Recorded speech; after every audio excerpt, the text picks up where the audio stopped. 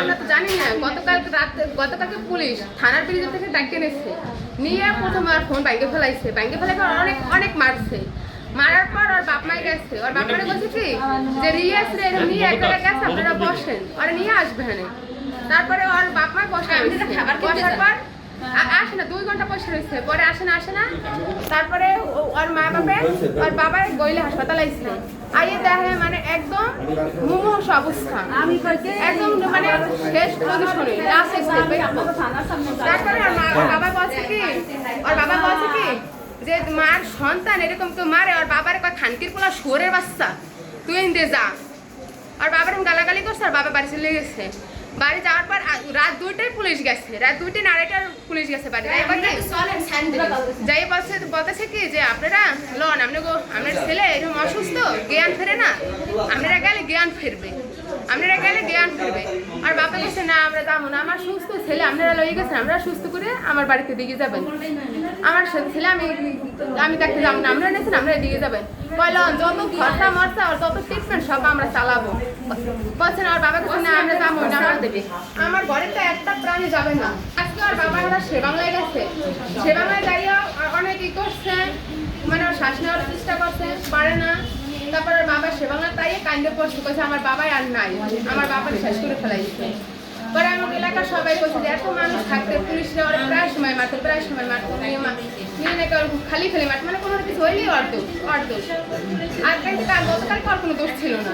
পুলিশের নিজেরা বলছে ওর সাথে কিছু পায় না আজকে তারপরে আমরা গেছি থানায় গেছি যে আমরা রিয়াস হত্যা বিচার চাই পুলিশের বিচার চাই আমরা থানায় গেছি ওরা বড় লাঠি নুড়ি নিয়ে বাইরে এসছে হ্যাঁ হাতাতে করছে এপাশের হাতাতে করছে আমি মিথ্যে বলবো না ঠিক আছে আগে পুলিশরা আগে বড় লাঠি নিয়ে নামছে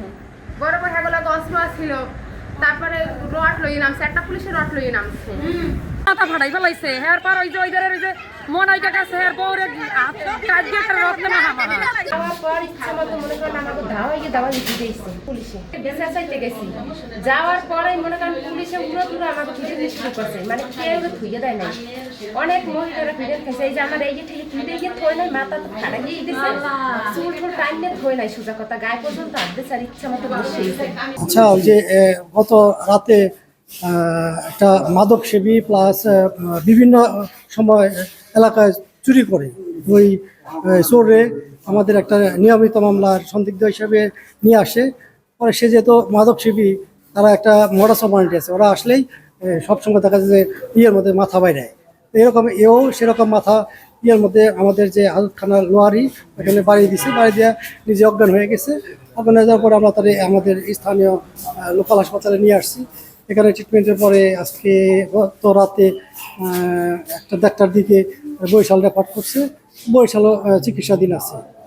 ইন দ্য মিন টাইম ওনারা কোনো তথ্য পাইছে যে সে মারা গেছে এরকম তথ্যের ভিত্তিতে পুরা 150 লোকজন আইসা থানা আক্রমণ করছে থানা আমাদের গেট ভেঙে ফেলছে থানা ডিউটি অফিসারের মারছে আমার ড্রাইভার আহত আরও 3-4 জন আহত হয়েছে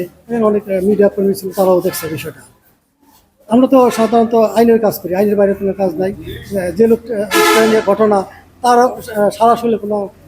আঘাতের চিহ্ন নাই তার কোনো মারছে টর্চার করছে এরকম কোনো তথ্য কেউ কাছে নাই এখন একটা বিভ্রান্তিকর তথ্যের ভিত্তিতে এই থানা আক্রমণ করা এটা খুবই একটা খারাপ কাজ করছে আমরা আইনগত ব্যবস্থা নেব।